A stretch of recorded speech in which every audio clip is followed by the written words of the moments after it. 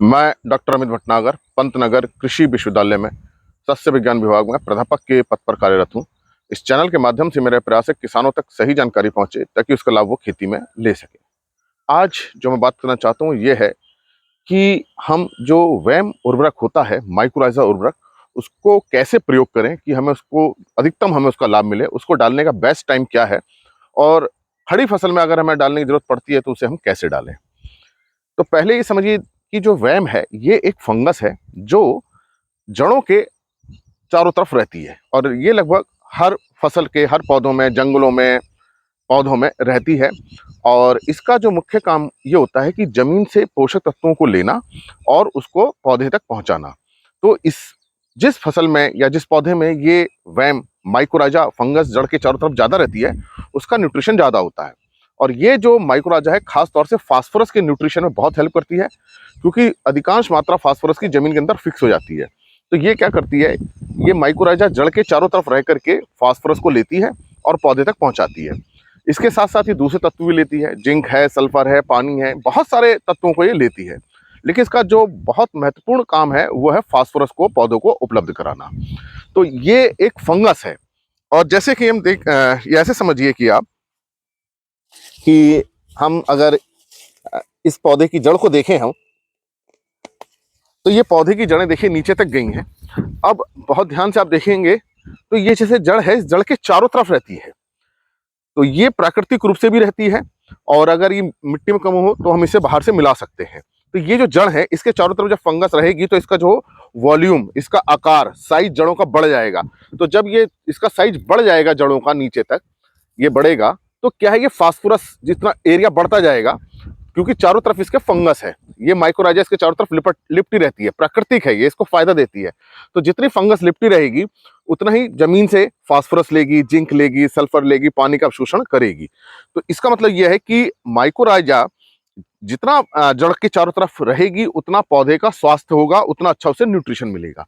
अब ये प्राकृतिक रूप से तो रहती है, लेकिन हमारे खेतों में इसकी धीरे धीरे कमी हो सकती है, बहुत कारण ऐसे होते हैं। तो हम इसको बाहर से दे सकते हैं। इसके जैव उर्वरक आते हैं जिसको हम माइकोराइजा या वैम जैव उर्वरक के नाम से डालते हैं। तो देखिए, इसको जो डालने का सही समय तो यह है कि जब हम बुआई कर रहे हैं तभी डालें, क्योंकि जैसे ही जड़ से बीज निकले, बीज से जड़ निकले, तो ये जड़ पे काम करना शुरू कर दे। तो हम इससे बीज उपचार कर सकते हैं और 1 किलोग्राम बीज के लिए 20 से 25 ग्राम मात्रा इसकी पर्याप्त होती है। लेकिन चूंकि हम बीज उपचार कई दवाइयों से करते हैं और कुछ दवाइयां इसको नुकसान कर सकती हैं, फंजीसाइड इसको नुकसान कर सकते हैं, तो हम खेत में बुआई के समय, हम जब खेत तैयार कर रहे हो तो 3 से 4 किलोग्राम मात्रा इसकी हम 50 से 100 किलोग्राम अच्छी गोबर की खाद में मिलाएं और खेत में डाल दें, तो पूरे खेत में फैल जाएगी। और जब बीज हम बोएंगे, जड़ें निकलेंगी तो जड़ों पे आ जाएगी, उसको इनोकुलेट कर देगी। तो ये सही तरीका है वैम को देने का कि हम बुआई के समय दें, जैसे ही जड़ें निकले ये जड़ पे आ जाए और अपना काम करना शुरू कर दे। तो जितनी जल्दी ये जड़ के चारों तरफ आएगी उतनी ही जल्दी इसका जो जाल है, या हम कह सकते हैं जो इसकी ग्रोथ है, वो उतनी ज्यादा होगी और जड़ें उतनी अच्छी मजबूत बनेंगी। लेकिन मान लीजिए आपने उस समय नहीं दिया, या जानकारी नहीं थी, या आप किसी कारण से नहीं दे पाए, तो जैसे ये फसल इतनी बड़ी हो गई है, अब इसको हमें देना है मान लीजिए, तो अब हम, जैसे ये आप खेत देख रहे हैं, अब यहाँ पे हम वैम को देंगे, पानी डाल के देंगे, तो इतनी जल्दी ये नहीं पहुंचेगी। अब जड़ें कहाँ नीचे हैं, जड़ें इसको यहाँ तक पहुंचना जरूरी है, जड़ तक पहुंचना जरूरी है। अब ये पौधा देखिए मिट्टी में यहाँ से इतना ऊपर है, अभी जैसे ये आप फसल देख रहे हैं कि ये यहाँ तक है, तने इसके यहाँ तक हैं, ये देखिए, और जड़ें थोड़ी नीचे जा रही हैं, इसकी जड़ें हमारी 1 इंच 2 इंच नीचे जा रही हैं। तो अब इसको जड़ तक पहुंचना बहुत जरूरी है। अगर वैम जड़ तक नहीं पहुंचेगी, मिट्टी के ऊपर रह जाएगी, तो उसका कोई फायदा नहीं होगा। तो इसमें तरीका ये कर सकते हैं कि आप इसमें एक बार कल्टीवेटर चला दीजिए ताकि मिट्टी खुल जाए। उसके बाद करीब 3-4 किलोग्राम वैम, 50 से 60 किलोग्राम अच्छे से गोबर जो सड़ा हुआ हो उसमें अच्छी तरह से मिला लीजिए और खेत में डाल दीजिए। जब खेत खुला रहेगा उसमें पड़ेगी, फिर गहरी सिंचाई कर दीजिए, तो पानी के साथ ये थोड़ा नीचे आएगी। तो जब पानी के साथ नीचे आएगी तो इसको इन्फेक्ट करेगी, जड़ के चारों तरफ होगी। एक बार ये जड़ की तरफ आ जाएगी तो चारों तरफ बढ़ना शुरू हो जाएगी और जड़ें मजबूत हो जाएंगी, गहरी हो जाएंगी, नीचे तक जाएंगी। तो जो हमारे पोषक तत्व नीचे हैं उनको भी लेगी। फास्फोरस का जैसे मैंने बताया, इसका तो फायदा होता ही है। दूसरे तत्व जो है मिट्टी के अंदर, उनको भी ये लेती है। पानी का नीचे से ज्यादा ग्रहण करेगी तो पौधा स्वस्थ बना रहेगा, पानी के अंदर, पौधे के अंदर पानी बना रहेगा। तो ये आपको ऐसे करना है, जैसे ये खेत है इसमें मान लीजिए हम डाल देते हैं, तो इसका कोई फायदा नहीं होगा, क्योंकि ये जो फंगस है ये ऊपर ही मिट्टी के रहेगी, नीचे नहीं जाएगी। जब तक नीचे नहीं जाएगी, जड़ तक नहीं पहुंचेगी, इसका काम नहीं हो सकता।